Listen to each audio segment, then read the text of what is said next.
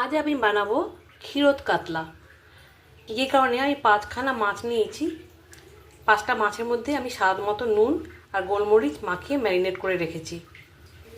এদিকে কড়াইয়ে মাছ ভাজার জন্য পরিমাণ মতো সাদা তেল নিয়েছি, কারণ এই রান্নাটা সাদা তেলেই হবে। আর নিয়ে নিচ্ছি তেলের মধ্যে 1-1.5 চামচ ঘি। প্রথমে আমি নুন দিয়ে নিলাম, যাতে মাছগুলো কড়াইয়ের গায়ে লেগে না যায়।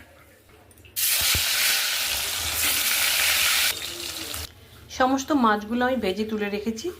ওই তেলেই আমি 4টে এলাচ, একটুখানি আদা আর একটু দারচিনি, তার সঙ্গে বড় একটা টমেটো কুচি আর 3-4টে কাঁচা লঙ্কা কুচি দিয়ে দিলাম।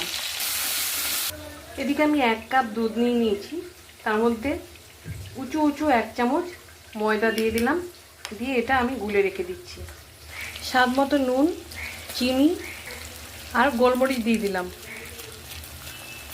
ঝালটা আপনারা আপনাদের পছন্দ অনুযায়ী দেবেন। 1/2 কাপ মতো জল দিয়ে দিলাম। সবকটা মাছ আমি দিয়ে দিলাম।